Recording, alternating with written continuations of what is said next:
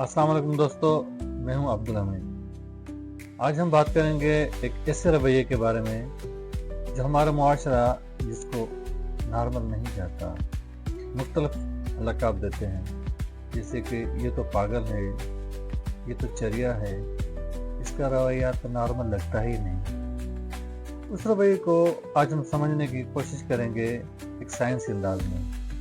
इस रवैये को अगर हम साइंसी अंदाज में समझने के साथ साथ अगर उसका नाम दें तो वो रवैया है एबनॉर्मल बिहेवियर। आइए आज हम उसको समझने की कोशिश करेंगे।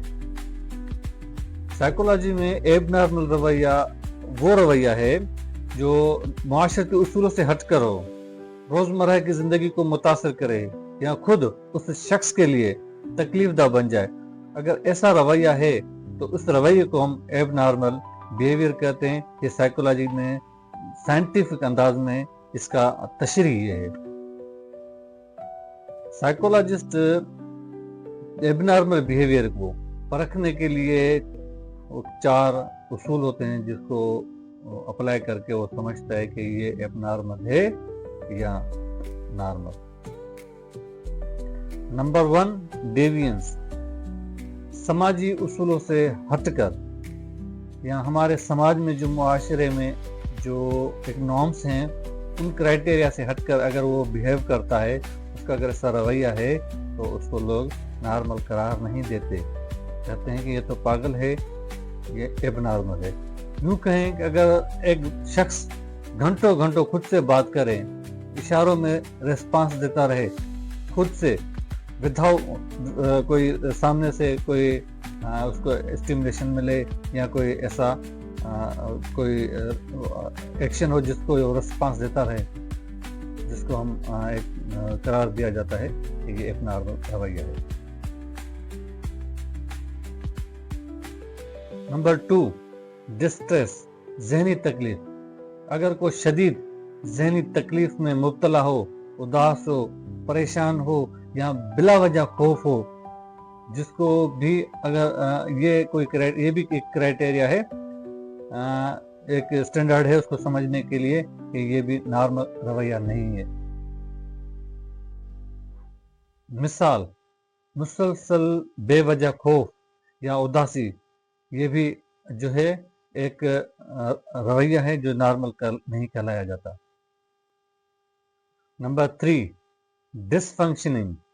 रोजमर्रा की जिंदगी के काम मुतासर हो, नौकरी करता हो वो प्रॉपर ना कर सके या घर के जो जिम्मेदारी हैं वो प्रॉपर ना निभा सके, रोजमर्रा की जिंदगी मुतासर हो, जैसे कि तालीम, नौकरी या घर की जिम्मेदारियां प्रॉपर अंदाज में ना निभा सके, तो वो भी एबनॉर्मल रवैये में काउंट होता है।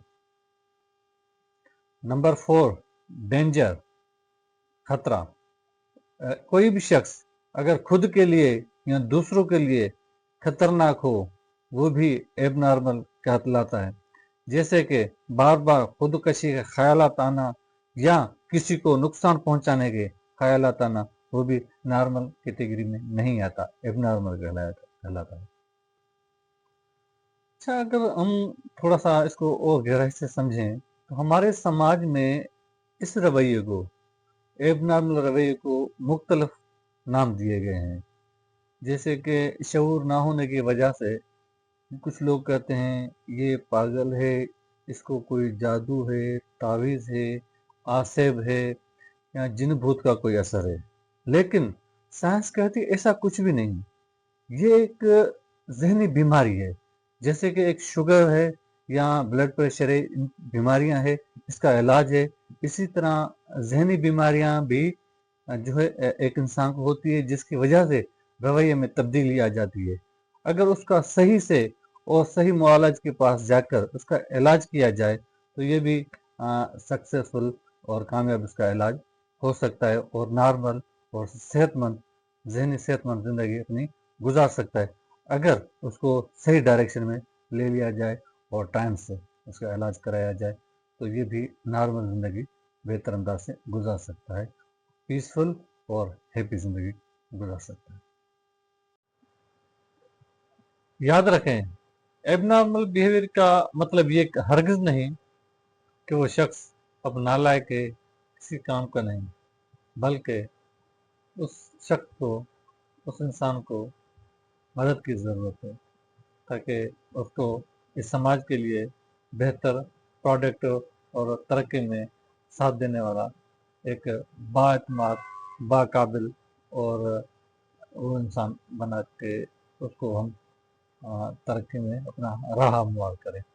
ये एक हमारे मुआशरे में एक जिम्मेदारी है जो कि हमें मिलकर साथ निभाएं और तरक्की में तरक्की का रास्ता हमवार करें। Thank you. अगर आपको ये वीडियो पसंद आई तो लाइक करें, शेयर करें और नीचे दिए हुए बटन को सब्सक्राइब करें। Thank you.